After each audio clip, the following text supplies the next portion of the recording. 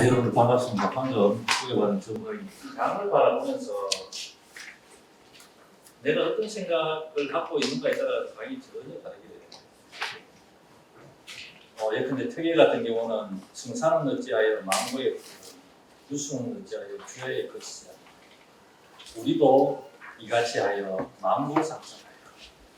이게 영문설 우리도 이같이 하여 망고상승하리라. 유수는 어찌하여 주야에 거치지 아니고 흐르는 물은 어찌하여 이것을 주야에 거치지 아니고 공자가 서자시사부인저 불사조에 흘러가는 것이 이 물과 주야로 거치지 않는다. 이걸 이제 가져와서 영원성을 봅니다. 물의 흐름 속에서. 그런데 기생황진이는 이제 흘러가는 물을 보면서 어떻게 생각하냐면 청살리 백개수야 수위가 오는 사람다. 일도 청량하면 다시 오기 어려우니 명월이 만공산하니 쉬어간다. 이렇게 이야기하잖아요. 이것은 기생황진이는 흘러가버리고 다시 돌아오지 않는 거죠. 청살리 벽계수 푸른 물이 창의로 가버리면 다시 돌아오기 어렵다. 순간을 보는 거죠. 물이 흘러가는데 거기서 순간을 봐요. 퇴계는 같은 물인데 영혼을 보고 아주 이렇게 다르죠. 왜 그렇습니까? 철학자 퇴계는 영혼을 지향하는 사람입니다. 인간은 나고 죽고 언제나 생매를 거듭하는데 그것보다 더욱더 중요한 무엇이 있다라고 생각하는 거죠. 그게 영혼성이잖아요. 여러분들 전부 다 여러분들도 영혼을 주고 계시죠. 그게 바로 그런 마음이 있으면은 도학의 마인드입니다. 기생 황진이가 제일 중요한 게 뭡니까? 얼굴이죠. 이 얼굴이 어떻습니까? 조금만 지나가면 사가버리잖아요. 그렇기 때문에 환하게 피어 있을 때 이걸 이제 그 순간을 보죠. 이 우리 몸이라고 하는 게 순간이죠. 내 꽃이 피어 있을 때 와가지고 나하고 놀다 가라 이거잖아요. 그러니까 흘러가는 물을 보면서 요 순간을 강조하고 퇴계는 그 흘러가는 물을 보면서 주야에 거치지 않는 거죠. 굉장히 흥미롭죠. 한강은 어떻게 생각합니까? 망고 장류가 돌고 있습니다. 망고의 길이 흐르는 진리의 물소리라고 이렇게 생각합니다. 여거는 어떻게 생각했을까요? 바다를 보면서 여기에는 근원이 있다. 우리가 보는 이 현상 그 너머에 그 근원이 있다. 이렇게 하면서 그 우주를 생각합니다. 이 물은 또 세월이기도 하죠. 여기 계시는 여러분들은 어떻게 생각하는지 모르겠어요. 그렇게 생각하는가에 따라가지고 삶이 전혀 다릅니다. 여기에 계시는 분들이 시간과 공간을 우리가 같이 하고 있지만은 여기에 계시는 분들이 어떤 분들은 천당에 어떤 분들은 같은 공간인데 지옥에 있어요. 같은 물을 보면서 퇴계는 영혼을 생각하고 황진이는 순간을 생각합니다. 여러분들은 다 천당에 계시죠? 이 무릉도이라고 인식하시고 있고 이게 완전히 지옥이라고 생각하시고 있습니다. 내면 구조가 어떤 거에 따라서 이런 생각을 보면서 하는 것이죠. 여기 이제 한자로 특별하게 썼는데 왜 한강, 이 강은 뭘까, 하는 뭘까 이걸 한번 생각해 보세요. 왜 여헌이라고 했을 때 이게 이제 중요한 건데요. 왜 나가내렸다고 했을까? 이런 겁니다. 이 한강과 여헌의 생양을 하면 이분들이 갖고 있는 추구의 학문 세계는 어떤가? 학문 세계가 워낙 넓어가지고 다 이야기할 수 없어요. 그래서 가장 구체적인 대표적인 작품을 하나 읽으면서 우리가 좀 해보자. 한강과 여헌의 관계는 어떻습니까? 이런 것입니다. 이런 이야기를 주로 할 텐데, 이것을 이야기하기 전에 인문학이라고 하는 게 그렇습니다. 모든 것이 나한테 시작합니다. 물을 보면서도 퇴계가 자기 마음에서 시작했듯이 황진이도 마찬가지고 여기를 지옥으로 생각하는 사람들은 여기 천당으로 생각합니다. 나한테 시작하죠. 나한테서. 수많은 학생들이 있고 이게 학교에 가보면 저희 경북 때도 마찬가지인데요. 천당과 지옥이 죽어서 가는 데가 아닙니다. 여러분들 건강과 지금 뭐 빌어가지고 어떻게 건강에 갔다고 생각하죠. 또 죽어서 가는 게 아니에요. 내가 어떤 생각을 하는가에 따라 가지고 질척거리는 그때 빠져서 이렇게 생각해요. 근데 다리 하나 날아갔다. 아이고 다리 하나 있으면 얼마나 고맙노 이렇게 할 수 있고 날아가는 다리가 온가족이 아쉬워하면서 비탄 속에서 사는 사람이 있습니다. 이런 겁니다. 그래서 내가 중요한 건데 내가 이런 세계와 어떻게 이제 접촉을 하면서 그것을 느끼면서 살아가는가 이런 것이죠. 지금은 양복 입은 자하고 두루마리하고 같이 이렇게 아직까지 어울려 사는 그런 시대인데 내가 전혀 모르는 나는 이제 양복 시대를 살게 되겠지만 내가 모르는 다른 어떤 두루마리 시대가 있었던 거예요. 상투 시대가 이게 바로 조선 시대였던 거죠. 그래 64년생 그러니까 그때 아직까지 제가 성주에 살았는데 거기에 끝자락에 조선 시대가 남아 있는 거죠. 막 들리는 이제 이야기들 가운데에 할아버지의 어떤 상투를 끈으로 그 순서가 들어왔는데 이게 이제 행장에도 나온 거지만 옆에 있던 벼룩 가지고 순사의 명상을 때리고 그때는 청년기였으니까 만주까지 도망갔고 거기서 이제 맨 처음에 이제 그 평세를 좀 살피다가 다시 이제 들어와가지고 다시 이제 두 번째 다시 들어갔는데 거기는 집도 구하고 막 이렇게 하셨대요. 다시 이제 그 가족을 데리고 이제 들어가려고 했는데 저희 큰할머니 그러니까 정정부죠. 할아버지의 어머니가 이제 돌아가셔가지고 할 수 없이 이렇게 성주에 살게 됐다고 하시더라고요.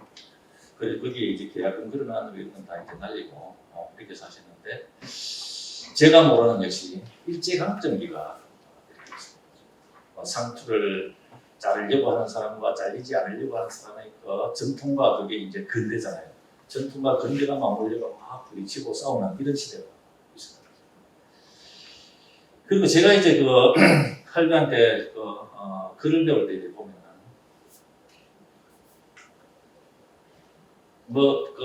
하늘천 따지 강물린 누를 황 그다음에 이기현 이기재 온노 이기야 뭐 이런 것들도 배우고 진무금 통감 이런 것들도 배우기도 하지만 맨 처음에는 이제 이런 것도 배우는데 글씨를 이렇게 배우는데 글씨가 6자예요.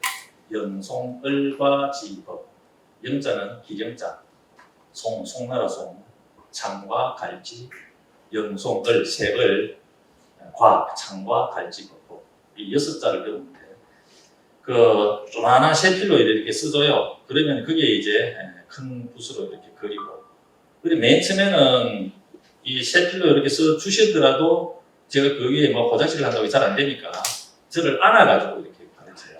안아가지고 할아버지 손이 내 손이 이제 올라오고 이렇게 하겠습니다. 그게 그 단계가 끝나면은 저 혼자 이렇게 하고 입히는 거죠. 입히고 그 단계가 끝나면 이제 앞에 이제 셰필로 써준 거 없이 그냥 이렇게 쓰고 이렇게 나가는 거예요. 그때 이제 한 기억이 할아버지가 이제 저는 이제 이런 글씨에 전혀 관심이 없는데 나를 이렇게 딱 안았는데 앞에 보니까 수염이 수염이 던져서 그때 이제 초가을이었어요. 하늘이 파랐는데 이래 보니까 수염 사이로 하늘이 파란데 구름이 막 지나가는데 등이 구름 구경을 하고 있는데 할아버지 배가 제 등에 붙었다가 떨어졌다가 문제.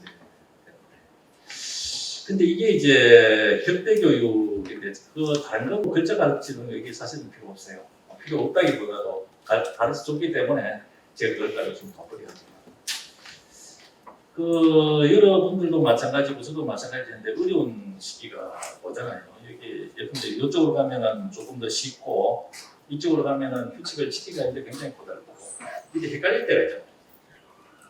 헷갈려가 고민하고 어려울 때는 덕이 낫다. 이게 할아버지를 느껴요. 그러니까 여러 가지 이제 영상이 또 오르면서 별로 뭐 이런 생각도 이제 나고 하면서 등이 따뜻해진 것을 지금까지 아무 탈 없이 지냈던 것 저는 할아버지 조부님 의와 불의를 딱 중간에 썼을 때 어디로 가라라고 하는 이런 것들은 항상 이제 헷갈릴 때 제 등이 따뜻했어요. 그 이제 그 할아버지 그만큼 중요해요. 뭐 이게 가르치고 때리고 한 이런 것도 이제 그 기억이 나겠지만 그 한순간 그 순간이었던 거죠. 그 다음에 이제 그 조금 집에 이렇게 보면은 일제가 이렇게 그 다음에 막 부계가 상투를 끊으려고 하고 그렇지 않으려고 하고 막 도망가고 때리고 하는 이런 어떤 갈등 이런 것들이 지나가고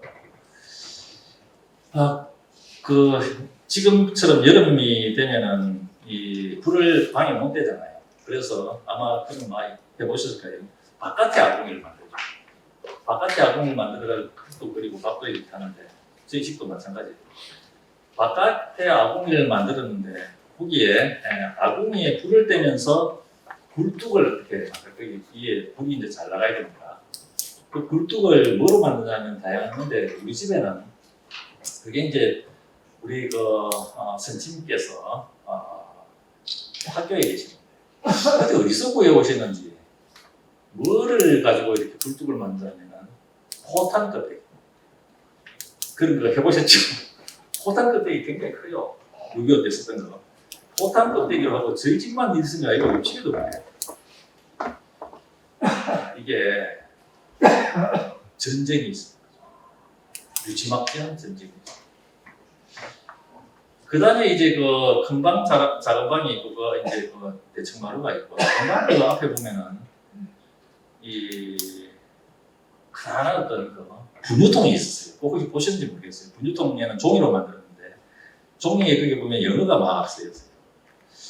그게 이제 있었는데, 그게 이제 보리쌀 같은 걸 넣어가지고, 쌀을 섞어가지고 이렇게 밥을 해가지고 먹었는데, 그게 바로 궁핍과 지원이 여기 있어요. 그게 다 우리가 사실 얼마 안 됐는데 그거 다 경험을 했던 거죠. 그렇게 이제 그 하면서 또 이제 저는 이제 중학교 3학년 때 전기를 넣는데 할아버지가 이 일본을 워낙 싫어해가지고 일본을 통해가지고 들어오는 문명을 싫어해가지고 다른데 전기가 다 그런 전기를 안 놔요. 전기를 안 놔도 3학년 때 돌아가시고 나서 이제 전기를 넣고 그 다음에 이제 대구로 넘어가가지고 공부를 하고 좀 이렇게 했는데 그때 이제 중학교 때 이렇게 보면은 사방 사업이라든가 길 넓히는 거 이런 거 아주 부역을 많이 했어요. 이 스피커 같은 데서 동장이 막 이렇게 이야기하잖아요. 뭐 언제 어디에 사방 사업을 해야 되기 때문에 수공포하고 깨하고 이 바지게 소고리 이런 걸 갖고 나와서 무슨 뛰기도 오고 막 이렇게 이야기한다고 그러죠. 그래 그렇게 하면서 이제 길을 닦아가지고 이게 바로 뭐냐면 조국 근대화.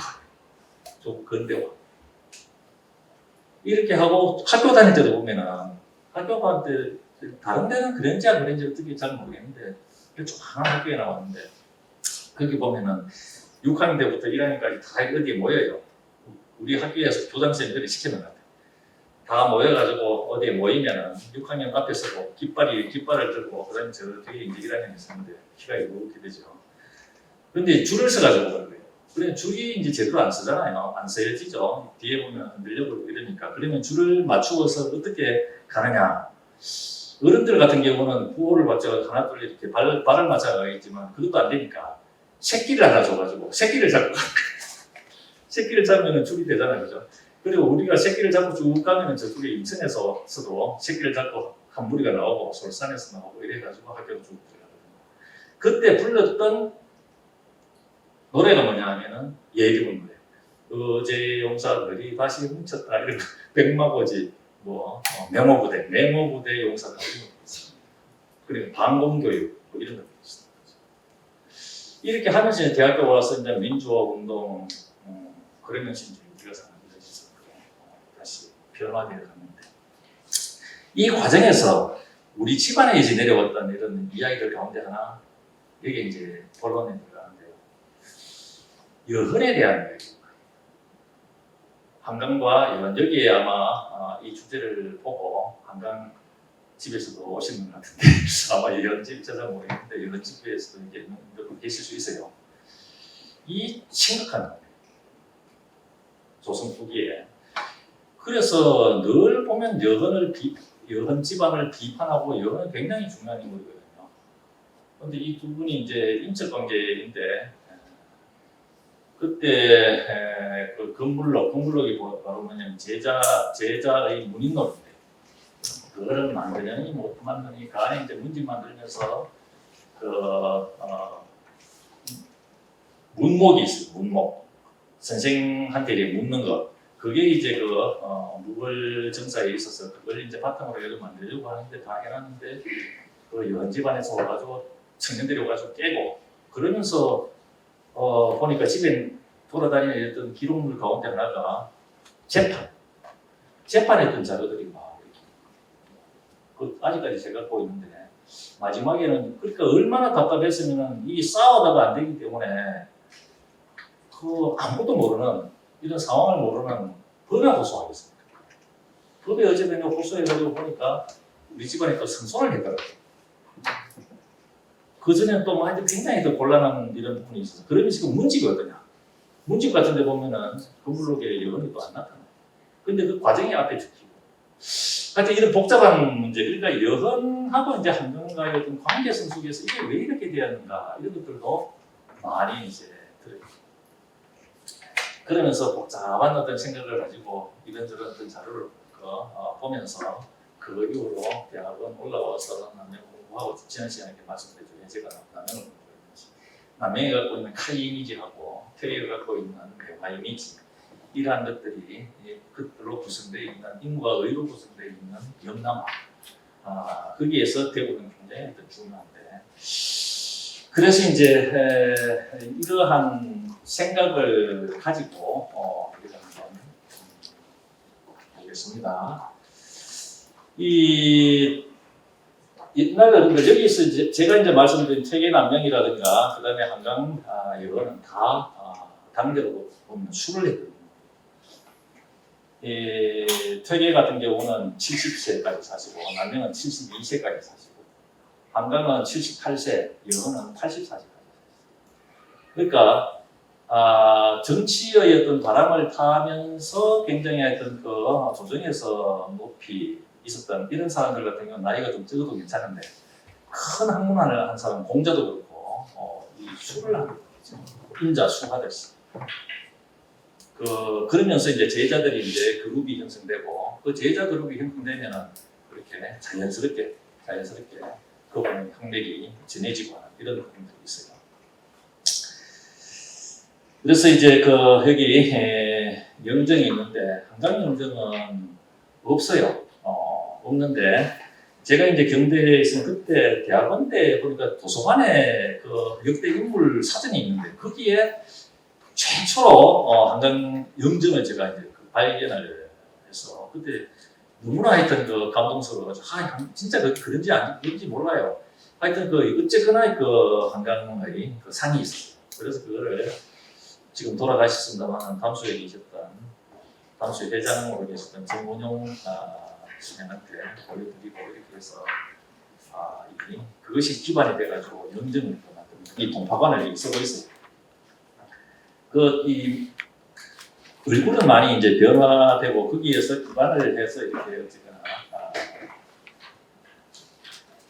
영정을 만들었는데 이 최근의 일이고 여흔 같은 경우는 이게 80세 때 그랬는데 이게 여흔은 진짜 열심히 했어요. 여흔은 80세 여흔 감동적인 한강의 영정도 있었다고 해요. 백곡 영정도 있었고 근데 한강 영정 같은 경우는 어디에서 어떻게 될지 모르겠는데 불타고 뭐 이렇게 불나고 하면서 지금 알 수가 없는데 제가 이제 경대 도서관에서 발견했던 그게 이제 제가 본 것으로는 가장 오래됐고 그런 거죠. 그 낙동강입니다. 이게 이제 조선 후기 그림인데 비슷하죠. 디귿자로 이렇게 그리고 있습니다. 디귿자로 그리고 이렇게 있죠. 이건 최근에 그리는 거죠. 이맘때 만동 때 뭐 이 물이 이제 그 모여가지고 만변천을 흡수해가지고 만동을 거쳐가지고 이 상주로 오고 여기에서 비로소 낙동강이 시작합니다. 그래서 여기 보면은 낙동강성 알죠? 여기서는 700리 지난번에 말씀드렸죠. 여기서 하면 1300리 여기가 황지 여기는 저 위로 올라갑니다. 사실은 황지는 그 위에 있어요. 태백산에 이렇게 해서 영강과 내성천을 흡수해가지고 남류하면서 이게 위천과 그다음에 김천의 감천 뭐 이렇게 내려오고 여기 뭐가 우리가 여기 살고 있고 여흔 같은 경우는 여기 칠곡이니까 선산궁이 여기에 살죠. 조금 위에 이렇게 살면서 이제 밑으로 좀 내려오죠.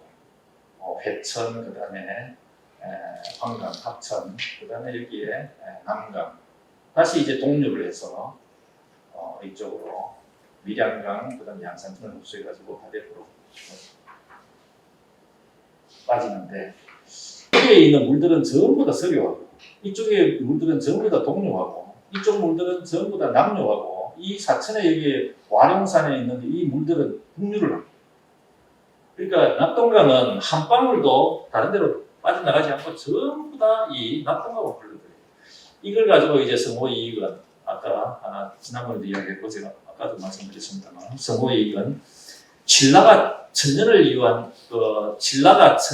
유지한 이유가 있다. 낙동강을 보면 안다. 모든 강이 낙동강으로 흘러들어가는데 이걸 가지고 여기를 보면은 민심의 통합을 알 수 있다. 이렇게 민심의 통합이 얼마나 중요한가. 사실 집안에도 보면 되는 집안은 통합이 되고 안 되는 집안은 늘 싸우고 이렇게 하죠. 그러니까 자기 살 뜯어먹는 거예요 그냥. 그래가지고 힘 다 빼가지고 뭐 어떻게 되지 않잖아요. 그러니까 이 영남 지방 같은 경우는 이런 민심의 통합을 어쨌거나 생각했다고 했습니다. 그래서 여기에서 길제가 있고 여기에 또 이제 영천 같은 데는 포원이 있고 16세기 같은 경우는 이 태계와 남명이 이쪽에 있으니까 영남을 반을 갈라가지고 내륙으로 이렇게 들어갔다가 이분들이 돌아가시고 나서는 한강을 중심으로 해서 또는 여은과 함께 이 낙동강 중류를 중심으로 해서 조선 유학사가 다시 쓰여진 거죠. 이것을 통합하면서 태계와 남명을 통합하면서 또 한 주기가 있는데 바로 이 기호학인데요. 기호학을 흡수를 해요. 그게 바로 그 대구 유학이 갖고 있는 회통성입니다. 회통성. 저 위에 기호학과 영남학이 만나면서 기경학을 통합시키고 남명학과 태계학을 통합시키면서 퇴남학을 이렇게 회통합니다. 그래서 동서로는 퇴남학을 넘나들고 상하로는 기경학을 오르내리면서 이 대구와 대구 유학 사상사를 만들어가는 거죠. 그래서 한강 같은 경우도 여기에 사수동에 와서 돌아가시잖아요. 사수동. 대구 유학 같은 경우는 한강 계실 때 그때 여기 제일 발전합니다. 그때 한강이 이제 퇴계 노선을 갖고 있기 때문에 이 항력이 굉장히 중요한 거거든요. 거기에 그 낙제라든가 그다음에 모장이라든가 이 조금만 가면은 모시는 그 서론이 있잖아요. 그래서 이제 그 모당이라든가 투암이라든가 이런 분들 전부 다 이제 사수동에 가지고 그래서 물론 그 전에도 배영성원에 가기도 합니다. 그래서 이때 그 한강 계실 때 한강 학파가 이게 낙동강 여원과 함께 만들어갈 때 이때가 대구 유학의 전성기입니다. 전성기고 그 이후에 사실 한강 사업을 하면서 여원은 좀 독특한데요. 여기에는 이제 여원 그 사업을 많이 해요. 한강 사업을 그 제자들이 막 이루면서 대구의 어떤 그 문중들도 형성되기도 하고 거기에 문집 보면 금방 알 수 있어요. 한강을 얼마나 존경을 했는지. 그래서 제가 이제 여기 이제 대구니까 여기 이제 금호강이잖아요. 우리 학교가 여기 있고 조금만 이렇게 가면은 경대에서 나가가지고 조금만 가면은 사수동 자전거 타고 이렇게 갈 수 있어요.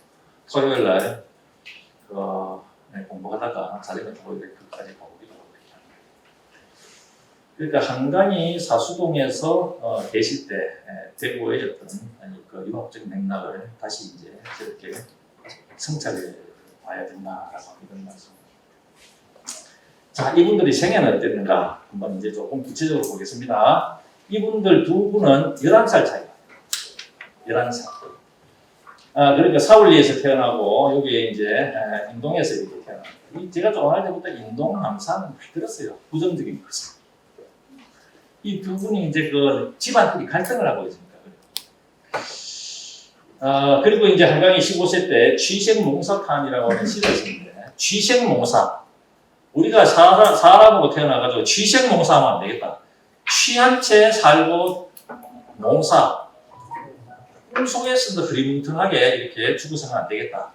인간으로 태어났으면 인간다운 일을 해야 되겠다라고 하는 그런 내용입니다. 덕계한테 가서 배우고, 이때 주역의 건공계를 배우고 나머지는 다 일주일가 알았다. 21세 퇴계, 24세 남명이 이렇게 설명하죠. 그 다음에 여헌 같은 경우는 우주 요갈책을 짓습니다. 18세 때. 이게 아주 중요합니다. 이런 18세 때. 그때는 이제 어떤 그렇습니다. 남명과 퇴계. 지난번에 한번 말씀드렸던 것이기도 합니다. 남명은 호가 남명인데 남쪽 바다를 지향하는 거대한 세계를 강조해요. 그 다음에 거슬러 올라가서 저 안동 쪽으로 쫙 올라, 이 김해에서 이 남명에 호를 짓는데, 퇴계 같은 경우는 안동이니까 진짜 개울이잖아요. 근데 개울의 순수성과 바다의 거대한 어떤 그 개방성, 이 두 개가 이 학문의 핵심입니다. 하나는 칼의 이미지고 하나는 매화의 이미지로 제가 말씀드렸습니다만, 남명 같은 경우는 그래서 개방성을 갖고 있기 때문에 양명학이라든가 노장이라든가 이 퇴계는 굉장히 못마땅했죠. 못마땅했는데 남명은 그렇게 받아들이고, 퇴계는 순수하게, 그러니까 주리라고 하는데, 주리학파가 뭐냐, 바로 순수성.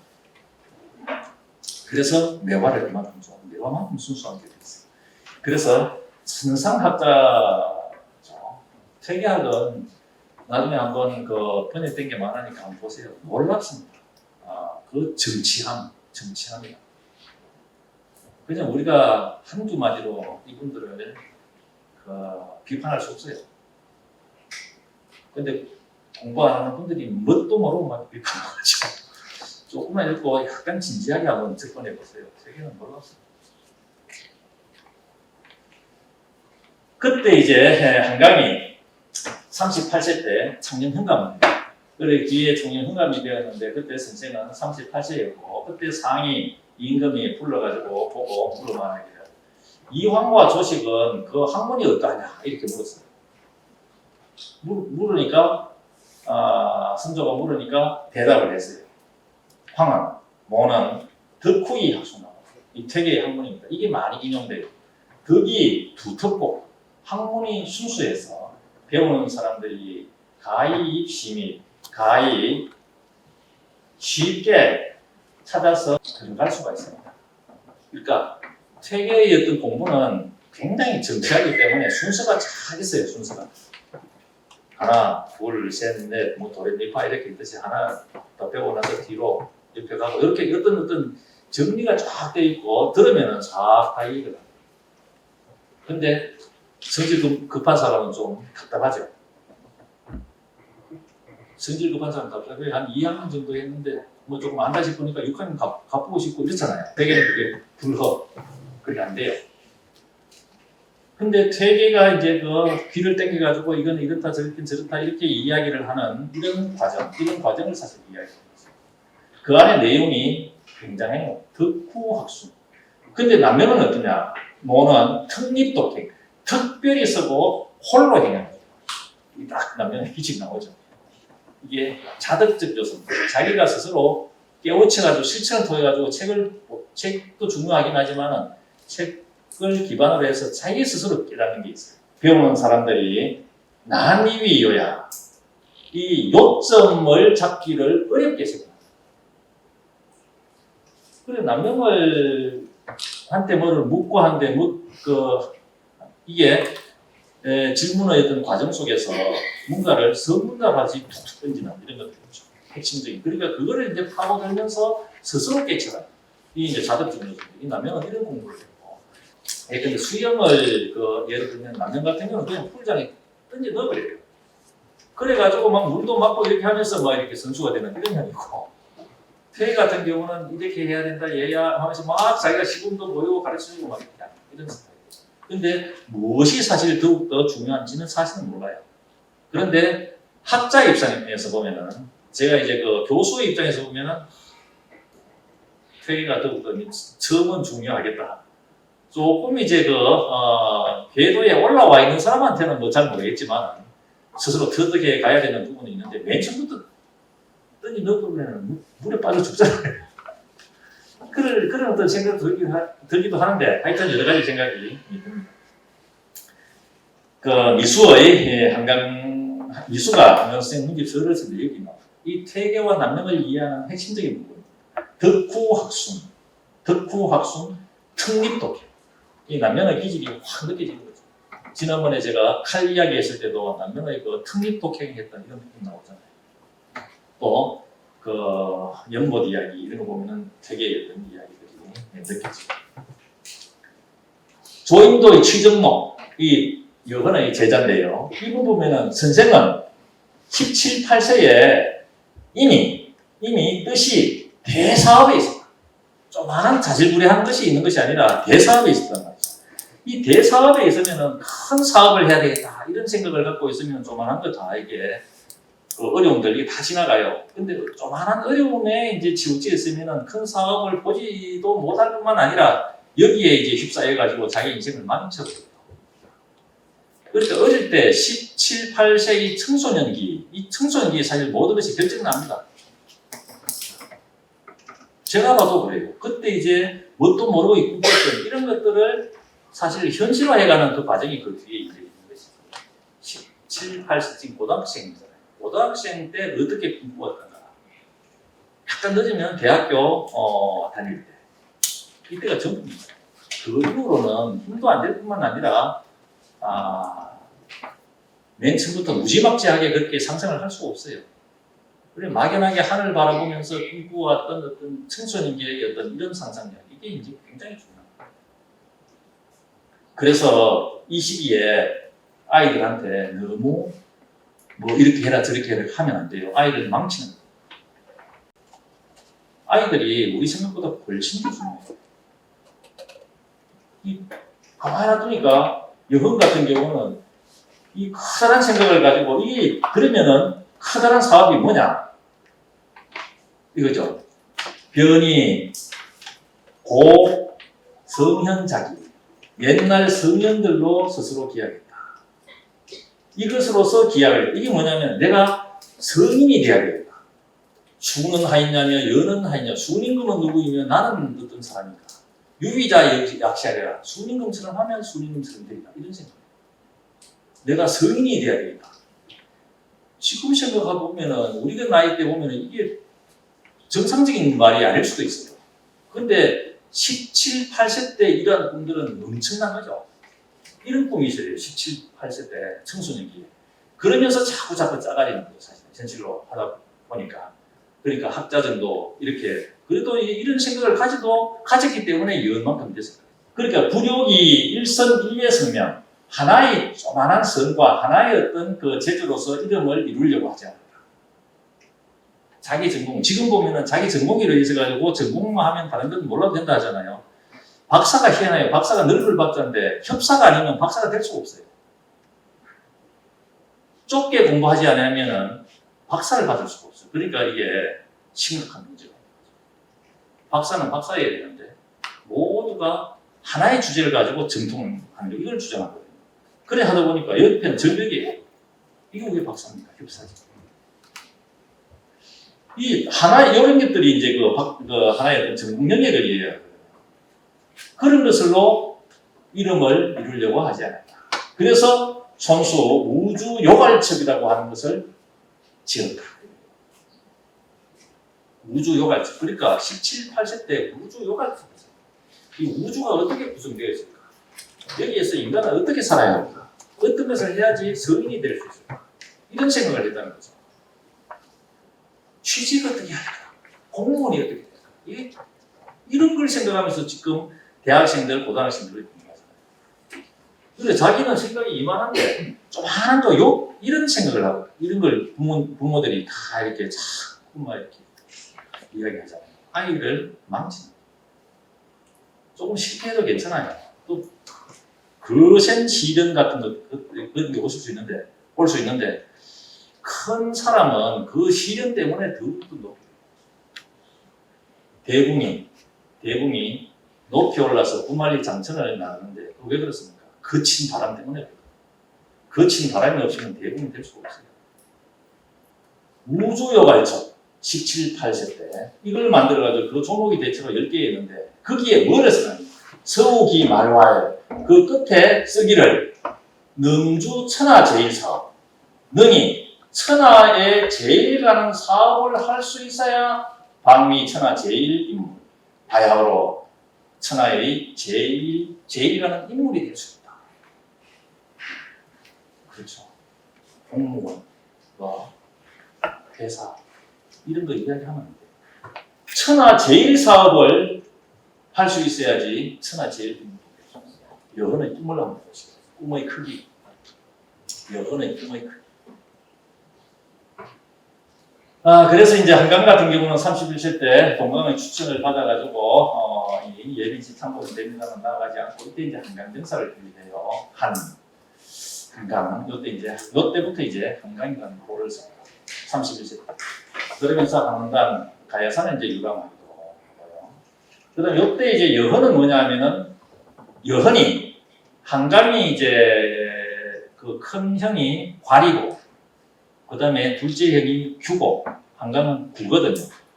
그러니까 둘째 형은 양자를 나가고 큰 형이 빨리 돌아가시는데 큰 형의 딸이 있는데 그 딸과 여헌이 혼인을 하잖아요.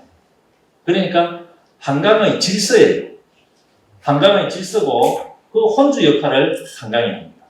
여헌은 그러니까 한강은 여헌의 처삼촌이 됩니다. 처삼촌. 이런 관계예요. 인척 관계예요. 그래서 이제 청년흥감이 되고 창산지를 쓰는데 이게 굉장히 재미있어요. 한강은 가는 데마다 비로소 이제 이렇게 벼슬을 조금 하게 되는데 가는 데마다 지방 문화지를 써요. 지방의 역사 이런 것들을 다 이렇게 해서 오늘날 대구시지라든가 대구 저쪽에 고령 군지라든가 이런 것들을 가는 데마다 이제 벼슬하는 데마다 지방지를 전부 다 쓰게 되죠. 이게 아주 독특한 거예요. 그러면서 이제 배연 초당이 완성되기도 하고, 그 다음에 여헌은 이 30세 때 봄에 이제 당시에 하게 됩니다.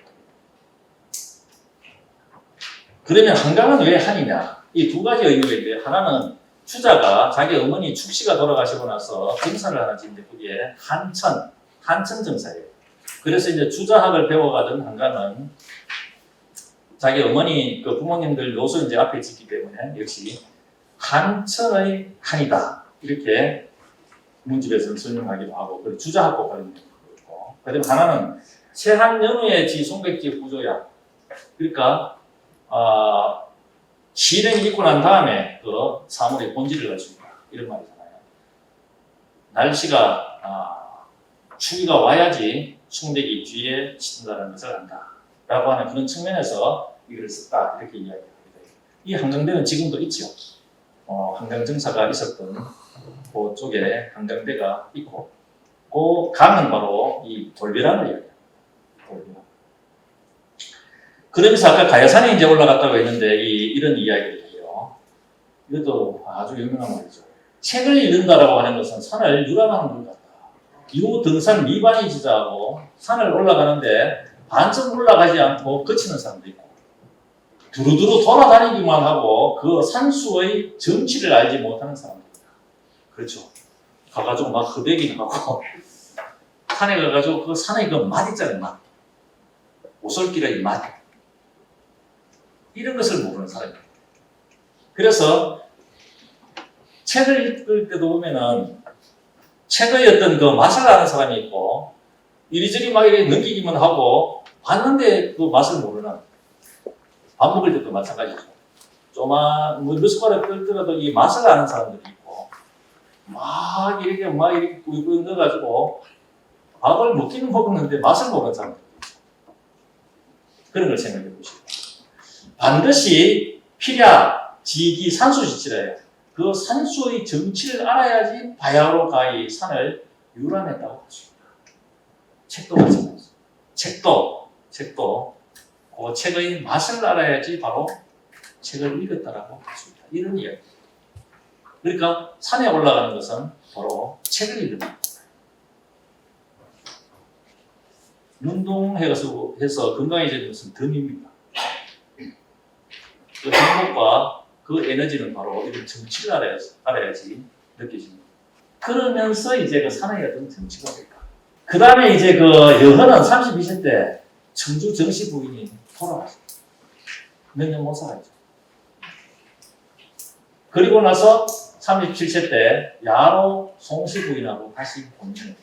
그래서 불청이 제사에 가보면은 여헌이 계시고 거기에 부인이 2명, 야로 송씨하고 청주 정씨 이렇게 위패가 만들어져 있죠.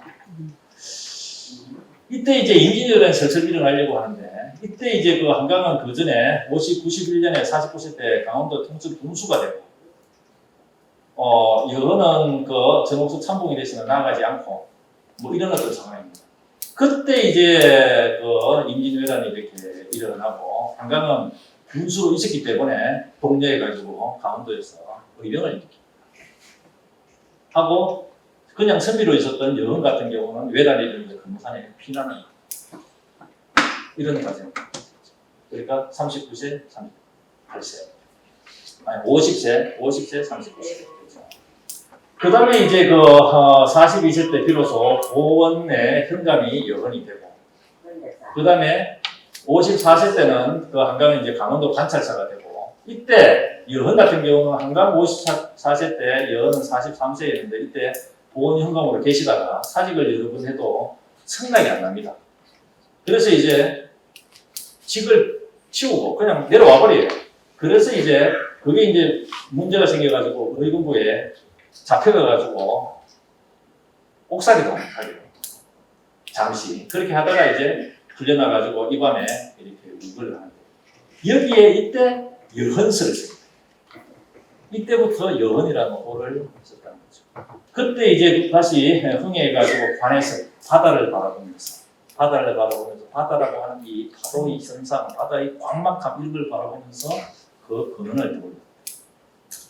그 다음에 한강은 이제 수자재를 짓고 내항과 남명집을 만들고 하면서 문제가 발생해가지고 그때 내항과 제주를 이게 또 유명한 사건입니다.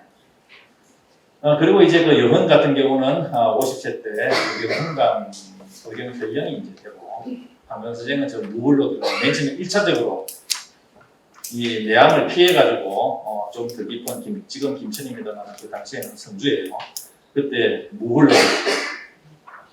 이때 이제 그 여헌 같은 경우는 51세 때고 한강은 62세 때 이런 일이 벌어지는데 50세 때 의성 그 혈령이 되었는데 그때 이제 의성의 문묘 위판이 분실돼가지고 여헌이 또 파직되기도 파직되고 나서 이제 선산을 갔어요. 이때 한강이 무을 정사를 완성했을 때 여헌은 바로 이런 사건입니다. 지금 수계제가 원래 산에 있다가 밑으로 내려왔는데 제가 사랑해서 이렇게 보면은 요게 이제 영감산이라는 산이고 요게 가야산이에요. 이 가야산이 수계제에서도 이렇게 보였어요. 수계제는 요거 조금 더 크게 보이는데 이렇게 보여요. 이걸 가지고 한강이 어떻게 무슨 어떤 생각을 했는가 이게 이제 중요하잖아요. 멋있어요. 미출 전신면 전신의 어떤 모습을 드러내지 않고 가야산. 이게 옛날 어른들 치시는데 참 대단해요. 미전 일각기 미미하게 하나의 모퉁이 기이한 하나의 어떤 모퉁이만 조금 드러내는 거고 이 산하고 달라요. 방지 조화의 여기 앞에서는 이제 경을 이야기하고 요게 정이거든요. 선경 부정. 선은 탐홀하여 이인기 소형기사라고 할 때 먼저 다른 물건을 이야기하고 그다음에 자기가 하고 싶은 얘기다. 이게 이제 하고 싶은 얘기예요. 방지조와의 바야흐로 조물주의 뜻을 알겠다. 불용노 청기를 모두 드러내려고 하지 아니하는 그 뜻을. 그러니까 이런 것을 보면서 이게 도체로 보는 거죠. 도체. 내가 이 도의 어떤 실마리를 보고 공부를 해가면서 도체들이 느끼게 되는 거죠. 그러니까 여기서 도의 어떤 맛을 보고 그것을 통해 가지고 전체를 느끼게 됩니다. 이걸 그런 생각을 했어요. 하나님. 미출 전신면 미정일각기 전신면을 드러내지 않고 기이한 하나의 모퉁이만 미묘하게 드러낸다. 바야흐로 조물주의 뜻을 알겠노라. 불용노 청기를 모두 드러내려고 하지 않는 뜻을. 이거 보세요. 숙야제 망야산. 숙야제에서 가야산을 바라보며. 이게 가야산입니다. 요즘에 이제 많이 이제 그 기온이 올라가가지고 늦봄 이런 데 보면 이게 다 녹아버리는데 뭐 5월 이렇게 될 때도 제 어릴 때 보면은 이게 하얗게 눈이 그대로 쌓여져 있었어요. 여헌은 여기 여헌설을 했죠. 여기 보면은 어찌하여 여라고 하였는가 나는 항상 나그네가 되었기 때문에 나그네란 남의 손님이 됨을 이룬다. 이렇게 해서 옥산 사람인데 지금도 옥산에 있지요. 조만한 산입니다. 옥산 장씨. 어려서 아버지를 잃고 사방에 돌아다니며 배웠으니 사방으로 돌아다니다. 이런 것들이 핵심이죠. 집안에 있지 못하면 어렸을 때부터 그를 하였다. 그런데 임진왜란이 일어나가지고 옥산은 이게 외적이 올라가는 길목이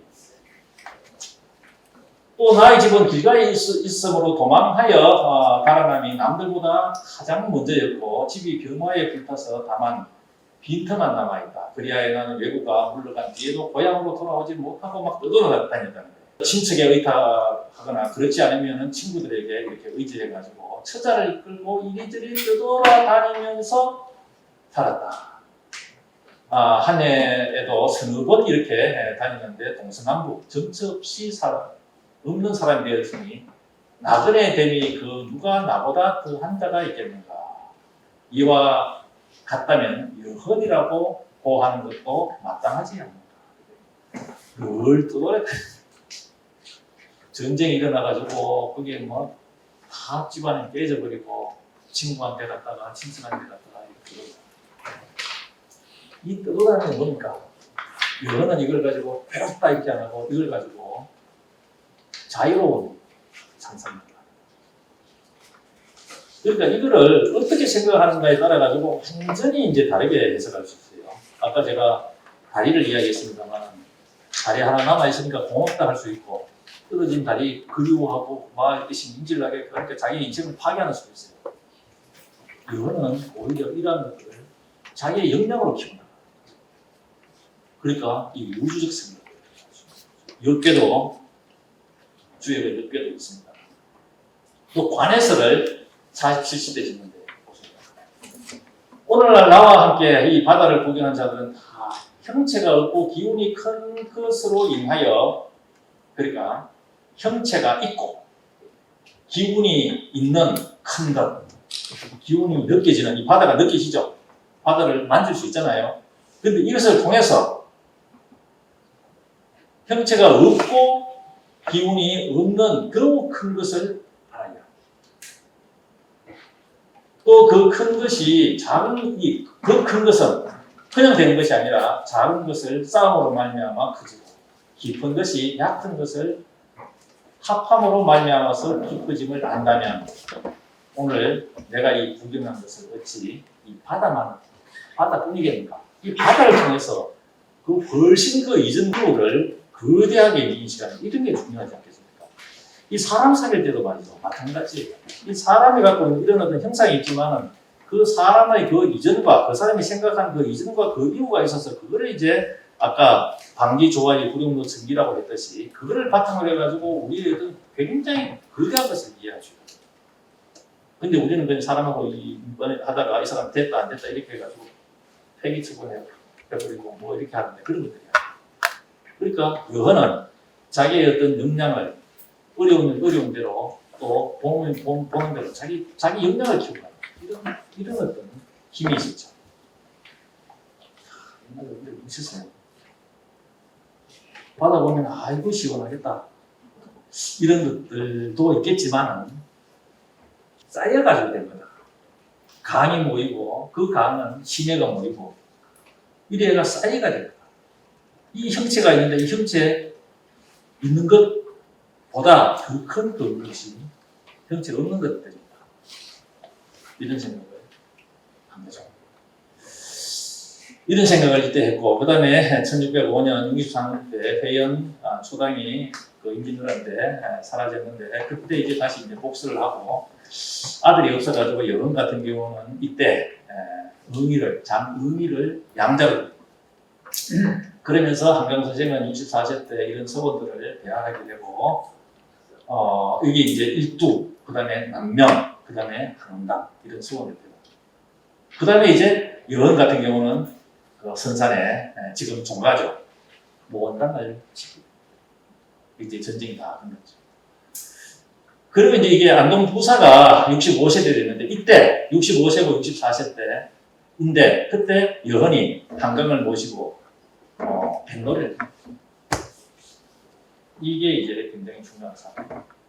용화산 함안에 있죠. 그게 한강이 옛날에 이제 그 함안 군수로 계실 때 좋은 돌을 하나 봤는데 비싸게 했으면 참 좋겠다.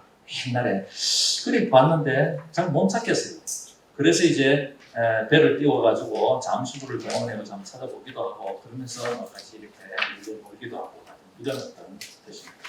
안동 부사 되기 전에 그런 일을 했고 그때 여헌도 같이 가요. 마무당도 같이 가요. 그렇게 하다가 이제 55세 때 그 이듬해 여헌 같은 경우는 합천 군수가 되고 그 다음에 낙동강가에 일하는 구지양 전사가 창건되고 이때 이제 한강은 괴롭기 시작해요. 내암의 제자인 박일일이 선주사람인데 한강을 옆쪽으로 이렇게 몰아가지고 굉장히 이제 괴로워. 그 뒤에 이제 정인홍이 있었다. 이런 소문. 여기에서 이때 대구에 있는 이런 분들이 전부 다 한강을 엄청난 노력을 하게 되죠. 이런 사건이 또 일어나면 또 결집을 하게 되잖아요. 한강 학파가 결집하게 돼요. 이게 바로 이제 이 사람이 박하라고 하는 이분이 글 쓰고 막 했는데 이게 바로 이 화산 동범로 거기에 요 그림을 갖고 요 그림을 갖고 이게 그림이 지금 남아있죠. 희락 편방이라고 박상들이 있어요. 그러니까 70살 때 아예 이쪽으로 대구 쪽으로 옵니다. 땅을 피해야 되겠다. 내암을 피해야 되겠다는 이런 생각을 가지고 8번 지금 칠곡이죠. 그게 노곡전사. 지금 노곡이 갈대노 여기 이 곡하는 것은 골짜기 우리말로 실인데 지금 보면 가실성당이 있는 곳이에요. 가실이 갈실인데 갈실이 한자로 쓰면 노곡이죠. 거기에 이사를 했는데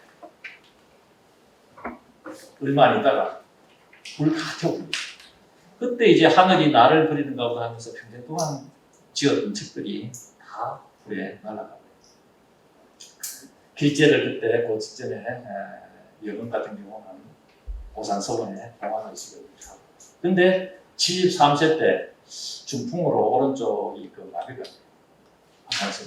그래서 이때부터 굉장히 그때 불이 났으니까 이 불이 난 어떤 이러한 것들을 평생 동안 했던 어떤 일들을 복구를 해야 되겠는데 자기가 글씨를 쓸 수가 없어요. 한번 생각해 보세요. 대학자가 전부 다 지식이 머리에 있는데 그것도 이 머리에 있긴 하지만 지금처럼 컴퓨터가 막 이렇게 해가지고 저장되는 게 아니잖아요. 책을 통해 가지고 자기가 봤던 것을 이렇게 다시 이렇게 찌를 붙여가지고 그래가지고 그 공부를 했을 텐데 이런 것들도 다시 빌려가지고 봐야 되는 이 재구성을 해야 되는 이때 대구의 살인들이 엄청나게 많이 나왔어요. 제자들.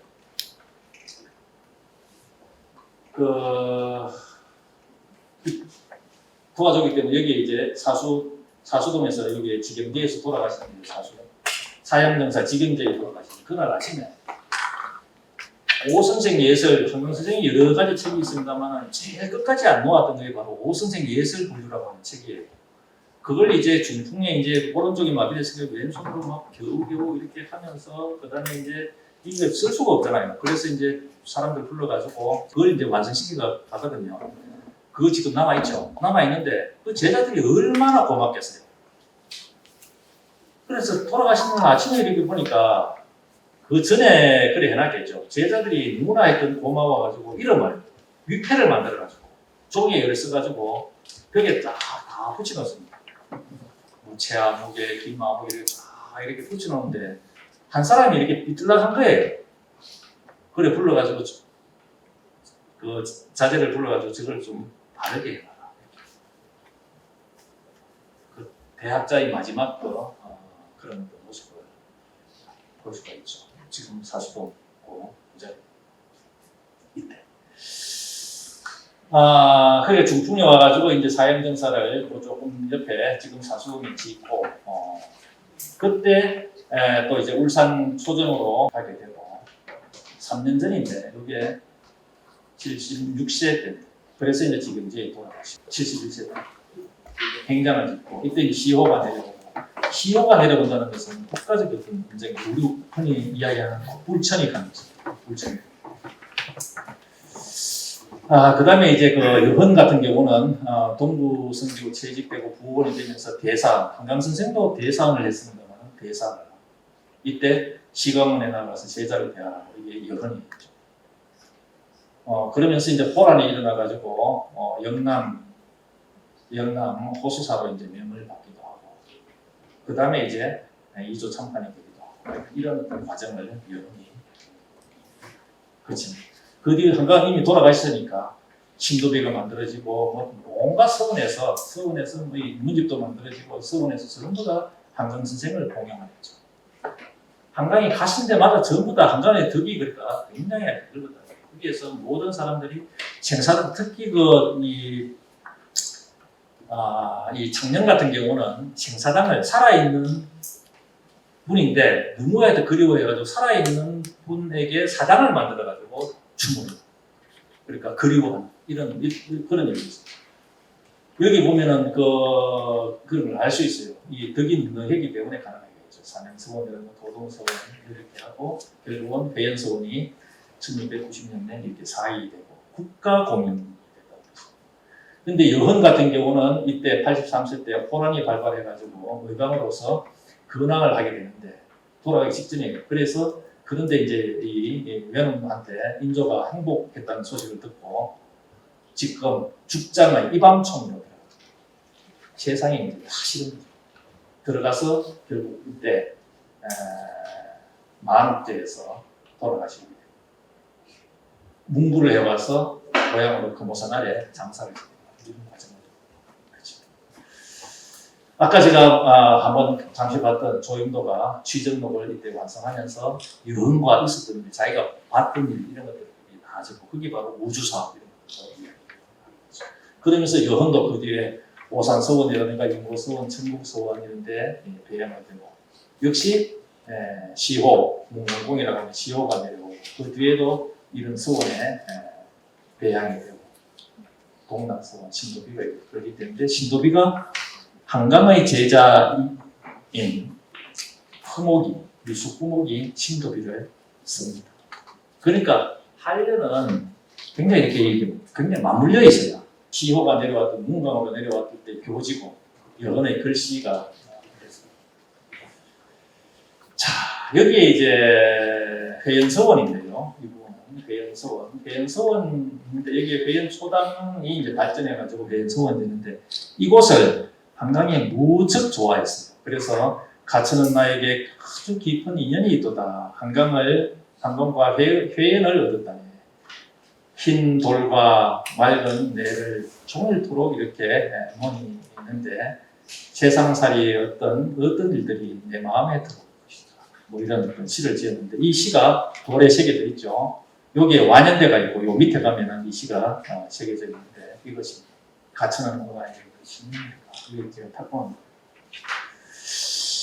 그 다음에 이제 여헌 같은 경우는 부지암 전사에서 이걸 뱃놀이를 하면서 지은 게 있었어요. 뱃놀이를 하면서 물 위에 떠서 지은 것입니다. 하늘에는, 위로는 하늘이 있고 하무지, 밑으로는 땅이 있는데 물이니까 그렇죠. 이것은 무슨 세계인고 세상을 초월했다. 세상의 수많은 어떤 소식들, 구름 밖에서는 하나의 어떤 학이 스스로 한가운데 이렇게 이야기해요. 자기가 결국 일홍이죠. 하나의 어떤 학이 되어서 세상사 다 있고 이렇게 여기 보면은 상하, 천지 이렇게 이야기했는데 이걸 이야기한 것은 바로 자기가 물 위에서 우주와 동일시되어 있는 이런 모습들을 그냥 단순한 한가름이 아니에요. 세상에서 벗어나가지고 여기 보면은 세상 잡사들한테 휘둘리기 때문에 세상 잡사에 휘둘리기 때문에 거기에 멈춰버리지만 이 하나의 큰 어떤 기러기 같은 경우는 이 우주와 함께 이렇게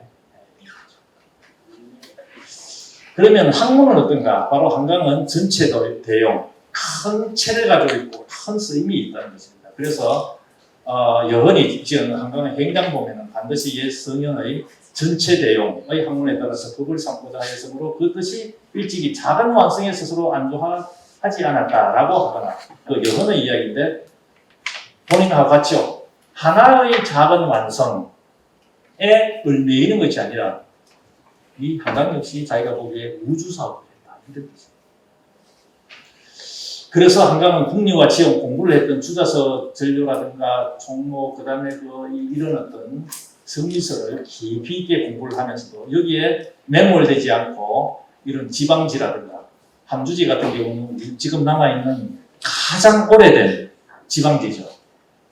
그 다음에 통천지면 이 가는 데마다 이런 어떤 지방지를 짓습니다. 그러면서 역사적인 고금충고라든가 지난대 이런 역사성을 씁니다. 그 다음에 인물지. 여기에는 눈이 안 좋아가지고 이 눈과 관련된 이런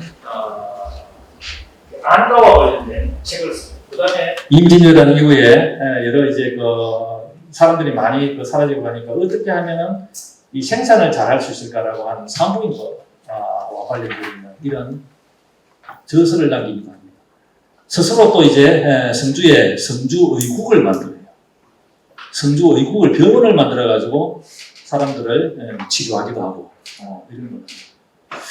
이 바로 국리와 치용 이게 전체 내용이죠. 이게 전체를 이야기하고 이거는 쓰임이니까 치용 활용적인 어떤 이야기를 할 수 있는 것입니다. 여헌 같은 경우는 이기가 서로 경미해 있다. 지줄과 날줄로 얽혀 있다라고 이렇게 생각을 하면서 이게 여헌의 학문 같은 경우는 지금도 여러 가지 논란들이 있어요. 그래서 이제 여기 보면은 조선왕조 시록에 보면은 이 세계와 다른 입장을 취하고 있고 율법과 부합되는 내용이니까 이렇게 하는데 이런 내용이 있기 때문에 세계학과 이원지라든가 이부라든가 이현이 굉장히 이 여건의 독상성된 거예요. 하여튼 이와 기가 서로 종행으로 엇갈려 있으면서 전체를 이루고 있다라고 하면서 퇴계의 이발, 기발 이런 것들을 훨씬 벗어나고 있는 이런 부분들이 있다고 많이 인식을 하고 있습니다. 그래서 이거 말씀드렸죠. 특히 이제 여헌 같은 경우는 마음을 보존해서 정밀하고 한결같이 하면서 마음은 우주에 멋있잖아요. 존심정일, 유심, 우주. 여기 하나의 어떤 여기에 딱 얽매이는 것이 아니라 이거는 정밀하고 집중을 하지만 그 마음은 아주 자유로운 거죠. 여기도 보면은 천지간의 사나이로 태어나가지고 우주적 사업을 자임해야지 눈앞에 신변적인 것에 매이거나 하루 또는 한 세대의 안목을 지녀서는 안 된다. 천지간의 사나이가 될 자가 몇이면 또 이러한 사람이 된다 한들 이러한 이치까지 살필 수 있는 사람은 몇이나 되겠는가 이렇게 여헌이 이야기를 합니다. 자, 시간이 이제 많지 않기 때문에 간단히 하겠어요. 이 작품 읽기인데요. 이게 어떻게 보면 이게 그냥 서정시가 씁니다. 야수 송간흑이요 밤에는 소나무 숲 사이에 집에서 자고 새벽에는 물가 집에서 일어난다네. 도성은 정우장, 소나무 소리, 그 다음에 물길 소리가 앞뒤로 이렇게 우렁차게 들리는데, 자기가 정일하게, 아까 존심정일했잖아요. 정일하게 있으니까 이 소리가 안 들려요. 그런데 때때로 이 소리가 이렇게 들리는 이런 부분들을 이야기하는 건데, 이게 이제 그 성리학에서는 비착이 비불착이라고 하는데, 내 마음이 어디에 집착하지도 않고, 그러니까 완전히 거기에 매몰되지도 않고, 그 다음에 그것을 집중하지 아니한 상태도 아닙니다. 이런 식으로 이야기를 하는 건데요. 그러니까 때때로 고요함 가운데에 듣는다네, 이런 거예요. 이게 효기 우음이라고 하는 건데, 자, 이거 한번 보세요. 한강 선생님이 여기서 어떤 생각을 했는지. 효기 우음. 새벽에 일어나서 우연히 얻는 것입니다. 새벽에 나가지고 즉흥적으로 옥절입니다. 새벽이라고 하는 게 뭐냐 하면은, 야기, 그러니까 잠을 푹 자고 청명한 어떤 느낌이 딱 있는 이런 거죠. 이게 맹자에 보면은 약이라는 말이 나오는데, 제 나라 근교에 우산이라고 하는 산이 있어요. 이 산이 맨 처음에는 굉장히 무성했는데 맨 처음에는 소가 떴고 양이 떴고 했지만은 우로가 내려가지고 자기 회복을 해가지고 다시 이제 무성했는데, 다음에 초동들이 들어가가지고 다 이렇게 돼버리고, 이게 이제 반복을 하니까 민둥산이 되었다, 이런 말. 이런 건데, 그때 이제 약이, 밤 기운이 우로를 받아가지고 이렇게 자기 복원력이 있으니까, 이때 이제 자기 어떤 생명력을 그 안에 자연스럽게 다시 발양해야 되는 이런 과정이 있어야 되는데, 그게 자꾸 침해를 당하면 결국 이제 우리가 갖고 있는 기본적인 생명력이 사라져버립니다. 그 생명력이라고 하는 게 바로 인이라고 하는 거죠. 우산의 나무와 인간의 인이가 원래 있었는데, 이게 자꾸 다른 걸로 인해가지고 훼손돼가지고 인이가 없는 것으로 되어가지고 금수처럼 아무리 금수라도 그 사람은 자기는 서인의 자질이 원래 있었거든요. 그거를 발견해가지고 그 서인의 자질을 자꾸 키워가는 게 이게 바로 우주사업인데, 성인 자기가 나오죠. 아까 성현 자기. 그 말이거든요. 그러니까 인의의 본성을 찾아야 된다는 거죠. 근데 효기 같은 경우는 새벽에 일어났을 때 야기를 이렇게 듬뿍 받고 깨끗한 정수로 이렇게 있는 그런 상태입니다. 그때 정중유물, 고요한 가운데 사물이 있다는 것은, 이게 이제 주자가 이야기하는데요. 다만 경하기만 하면 마음이 항상 깨어있어 여기에 있는 것이다. 고요한 가운데에 가끔씩 때때로 소리가 이렇게 들리는 거예요. 그냥 고요한 가운데 사물이 없으면 이게 불교로 정멸에 빠져 있는데, 그런 것들이 아니라 고요한 가운데에 세상과 이제 소통하는 그 물리 있는 거죠. 이거는 소리로 나타나는 건데요. 이게 느껴지십니까? 그러니까 완전히 자기가 잠을 잔 상태에서, 그 다음에 이제 깨어나가지고 청명하고 깨어있는 상태에서 집중이 돼가지고 왁자지껄한 소리는 안 들리는데, 때때로 가끔씩 이렇게 들려오는 바람소리, 물결소리. 그 느낌이 있죠. 이거 같아요.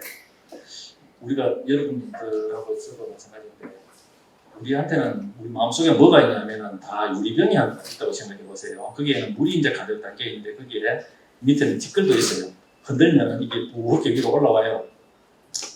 그런데 이제 보통 사람들 같은 경우는 이 유리병이 을 갖고 있다가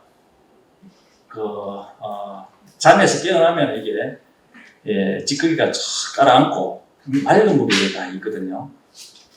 있는데 이제 세상을 출근하고 그렇게 하면서 업무도 보고, 그다음에 지나가다가 멋있는 남자나 그 예쁜 여자 보고 또 한번 흔들리고, 이렇게 하다가 밤이 되면 이게 뿌옇게 되는 거죠.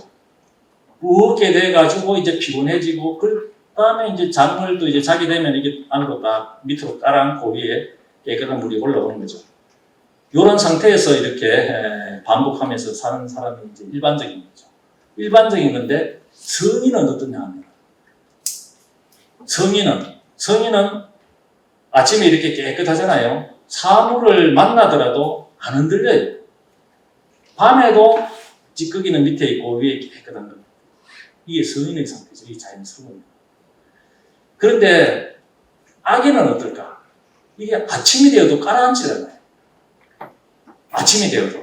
그러니까 늘 아침이 되어도 가라앉지 않는 상태, 이러한 유리병을 갖고 있는 사람이 이게 이제 반복되면은 유리병이 안에 있는 우리의 어떤 그 유리병이 터져버려요. 정신 착란이 일어나요. 살 수가 없어요. 지금 이제 주위에 보면은 이 터진 사람들 굉장히 많아요.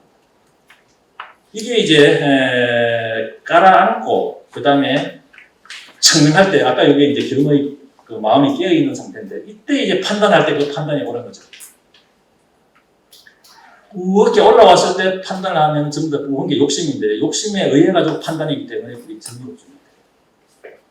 깨끗할 때 그때 깨끗하고 깨어 있을 때 들려오는 이 소리, 외부와의 어떤 교섭의 어떤 그런 문제거든요. 한강 생각. 이에 마을 뒤에 제가 사는 마을 뒤에 한강대인데 한강대에 새겨져 있어요. 이거죠. 탁구라는 것. 야숙 송간옥 신은 수상하니라. 도성은 전우자가 아닌 시양 정중. 관해설 아까 말씀드린 그대로입니다. 그 큼을 말하면 끝이 없고 그 깊음을 말하면 청량할 거리고 풍부함을 뭐 이렇게 쭉 이야기하는데 그 양을 말하면 비록 하늘을 뒤덮는 홍수와 흙을 태우는 가뭄이 있더라도 일찍이 더하고 줄어들음을 볼 수가 없으며 워낙 크니까요. 그 웅정함을 말하면 천하의 형체가 있고 기운을 가지고 있는 모든 것을 다하여도 더불어 짝을 할 수가 없다. 이렇게 바다를 보면서 이야기하면서 파도라든가 분시라든가 의경 이거는 아예 형상에 불과하다. 아까 제가 말씀드렸듯이 바다는 수많은 뇌물이 모여가 뇌물의 금은 그 안으로 들어가 보면 이 태극이 이렇게 생각합니다. 그래 바다라는 현상 속에서 도체를 보는 거죠. 인간이 이렇게 있잖아요. 인간이 이런 인간이 있는데 이 안에 도체가 있는 거예요. 우주의 본질 그게 하느님이라고 해도 좋은데요. 여러분들의 그 마음속에 도체 하느님이라고 상대가 사는 거죠. 이걸 이렇게 느끼는가 느끼지 못하는 데 따라 가지고 완전히 다릅니다. 이 바다라고 하는 것을 보면서 그 안에서 태극을 보는 이런 흔히 바다. 자, 사실 이게 이제 아까 제가 말씀드린 그 부분인데 간단히 이야기하겠습니다. 한강과 여름의 관계가 제가 아까 말씀드렸듯이 처상종과 이 질서의 관계입니다. 그 연등고의 관계입니다. 이 한강이 연을 아주 사랑했어요. 이 후손들이 이걸 가지고 갈등하는 거예요. 한강은 여은을 아주 좋아해가지고 그래가 자기 형님 돌아가시고 나서 자기가 혼주 노릇을 하면서 여은을 자기의 조카의 남편으로 이렇게 맞아들이는 겁니다.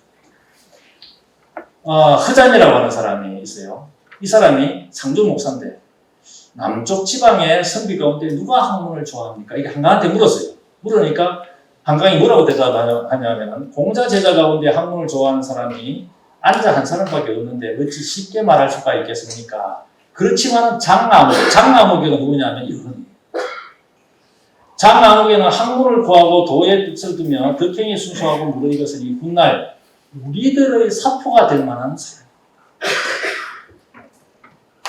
자기하고 11살 차이 나고 한강원 선생하고 같은 동갑인데도 제자가 있거든요. 나이가 많아도 제자가 있어요. 그런데 자기보다 11살이 작잖아요. 우리들 가운데 사포가 될 만한 거예요. 이렇게. 그리고 이만큼 좋아하죠. 학문적으로, 인격적으로 좋아하죠.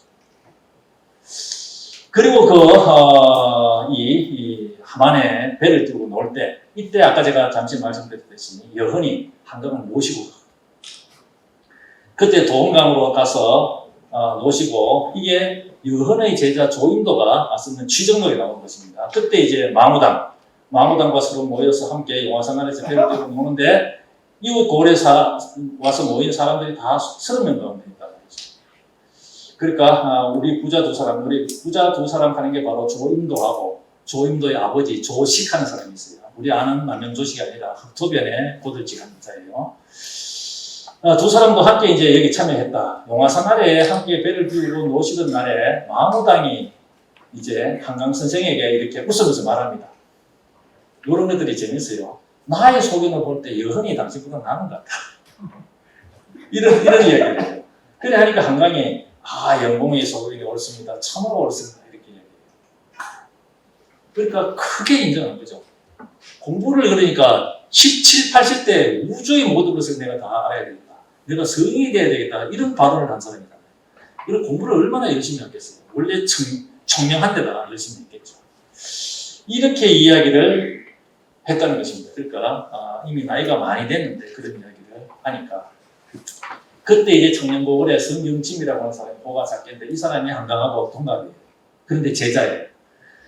그러니까 나이가 가장 많은데 이런 말씀 하지 마십시오. 이렇게 하면서 나는 단지 우리 스승이 있을 뿐입니다. 한강 선생님이죠.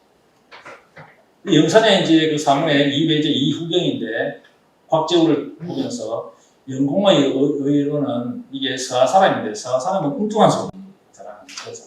이게 신선수를 닦은 사람인데 나중에 그 달나라에 가가지고 개수나무 개속이 쳤다라고 하는 이런 고사가 있는데 그런 엉뚱한 소리입니다. 이런 말이에요. 하고 서로 한바탕 재미있게 말씀하시고 파니까 지금 생각해보니 과거윤의 말씀은 질박하고 꿈이 있는 것입니다.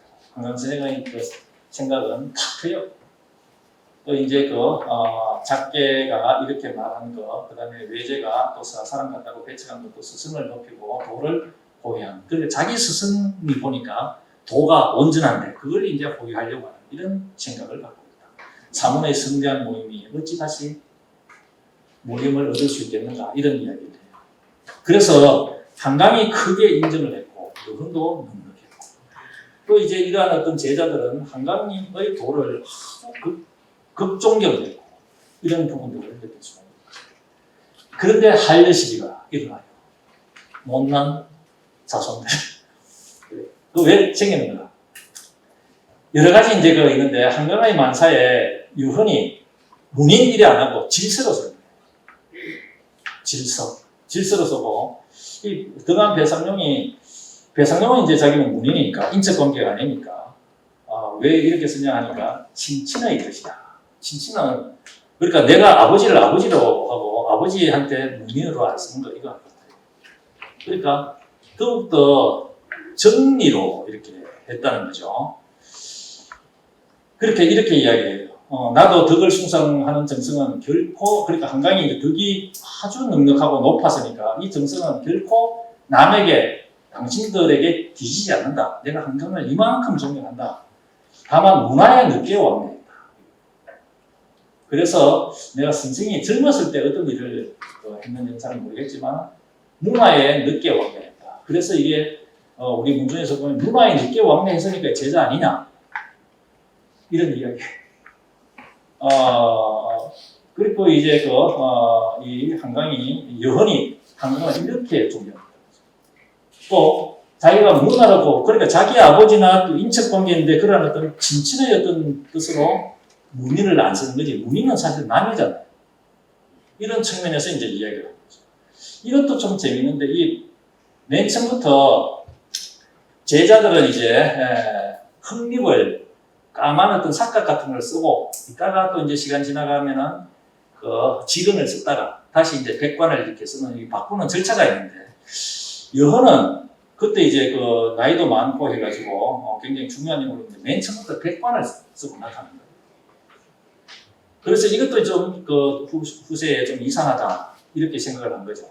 그런데 처삼촌의 독이 없거든요. 문인이기 때문에 백관을 썼다. 이렇게 생각해요. 근데 보통 문인하고는 달랐다. 이게 이제 밑에 사람들이 이제 갈등의 요소가 이렇게.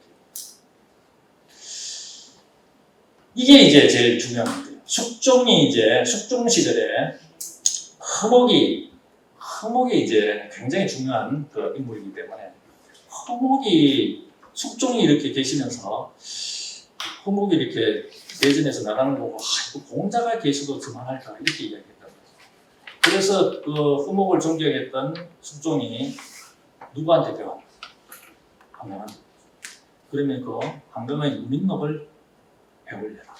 이렇게 태학생한테 태학에 이제 이야기를 하는데 그때 이제 이게 진짜 여건이 최고니까 여건 제가 이제 문인록을 하나 갖고 있는데 그 맨 앞에 이제 여건이 돼 있어요. 여건을 쓰고 이렇게 막 올렸단 말이죠. 그러니까 숙종이 퇴짜를 올린 거예요. 그러니까 이 태학에서는 글씨가 잘못된 것 같다 싶어가지고 글씨를 잘 쓰는 사람한테 글씨를 잘 써가지고 이렇게 보냈는데 또 물리 숙종. 그래서 이제 허적이 이 영상인데 그분한테 어떻게 했으면 좋겠습니까? 이렇게 물어보니까 숙종이 여헌에 여헌이 아니고 미수에게 관심이 있으니까 미수를 제일 먼저 올리고 그렇게 한번 들어봐 하니까 숙종이 오케이.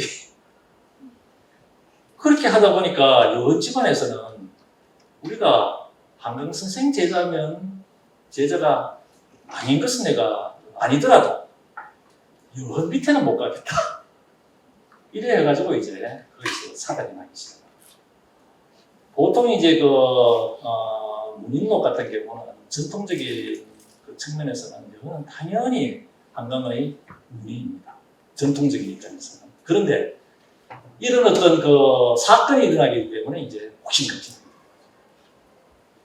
그래서 이제 학문이 어땠냐, 그 다음에 그 관이 어떻게, 이게 다 이제 후세 사람들이 이것들을 밝히고 이렇게 갈등하면서 만들어낸, 그래 찾아낸 거예요.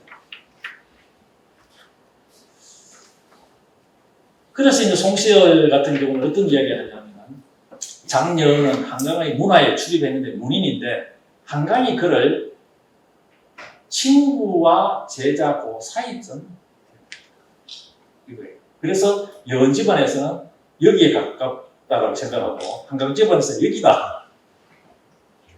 그런데 이 말이 사실 맞는 거죠. 아까 왜 한강이 여헌을 인정하고 여헌이 또 한강을 그만큼 존경하고 이렇게 해서 아주 이렇게 좋은 사이였는데 건물로 만들어지면서 문인들 사이에서 갈등하고 그게 1970년대까지 고소장을 들고 법원에 왔다 갔다 하면서 이게 가려주십시오. 이렇게 있고요.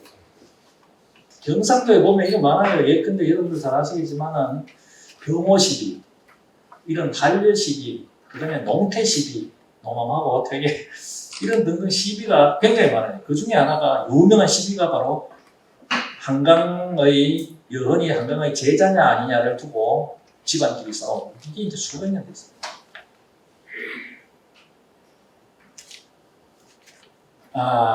그래서 이제 그 전통적인 입장에서 보면은 여헌 같은 경우는 한강의 행장을 쓰기도 하고 오 선생 예술 발을 씁니다. 한강 선생 회연 서원의 봉화문을 씁니다. 이만큼 여헌은 한강을 위해서 엄청나게 중요한 일을 합니다. 그 다음에 한강의 제자들에게 성적을 지켜서 미수 같은 경우는 이게 이 지역으로 한강학을 넓히는 그런 역할을 하는데 서문을 쓰고 관명을 지키고 이런 봉비양, 그 다음에 망원, 휘다 이런 것들 글씨를 써가지고 이걸 하죠. 이게 바로 깨졌습니다만 미수가 쓰는 글씨입니다. 요거는 망원암인데요, 미수가 쓰는 글씨예요. 요거는 옥서른인데 미수체를 본다가지고 어떤 사람이 있습니다. 회연서원에서 다 있습니다. 여기 회연서원이죠. 요 안에 경매당인데 경매하는 것은 주자를 공경하다 이런 뜻이에요. 회연은 공자연은 그러니까 곡부에 가보면은 성사수식지 회하는 말이 있어요. 그 공자가 직접 심은 그 회나무 이런 말인데 이 회자가 회화나무를 많이 심는 이유가 그 학교 앞에도 많이 심고 하는데 이게 바로 공자를 뜻하는 거예요. 그래서 이 주자를 통해서 공자를 배워가려고 했던 이런 노력들이 있죠. 이 동락서원도 마찬가지입니다. 여기에 여헌을 모신 대표적인 서원인데 동쪽의 일학이죠. 이 낙동강이기도 합니다만은 동쪽의 이 낙수, 낙은 누구냐 하면은 정이천 정명동 중국에 그분들이 이제 이 낙학을 이 분들의 어떤 생각, 이 바로 이 낙학을 이 정이천 정명도의 학문을 가장 많이 중요하게 생각했던 사람이 주자거든요. 역시 같은 이야기입니다. 낙수를 통해 가지고 공자를 만나려고 했죠. 동락하고 이런 경회, 회연 이런 것들이 다 같은 맥락 속에 있어요. 한강과 여허는 전체 대용, 학문은 전체 대용, 체를 거대하게 온전하게 하면서 큰 쓰임을 하려고 하는 어떤 선인 공부를 하면서 우주사업을 했고 이런 것들은 같습니다. 같은데 이제 못난 후손들이 대체로 아직까지 티격태격하고 있는 그런 상황이죠. 그래도 이제 이 한강을 중심으로 한 대구학파가 있고 또 이제 다른 말로 하면은 여언을 통해 가지고 영남 전체를 얘기해서 나오는 이런 어떤 그 학문이 있기 때문에 낙동원 연안에는 아주 중요한 그 한국의 이 사상사적 흐름 속에서 이 위상을 정하고 있기 때문에 여러분들도 관심을 갖고 밥솥 해보시고 공부를 한번 해보시기 바랍니다. 이 정도로 마치겠습니다. 고맙습니다.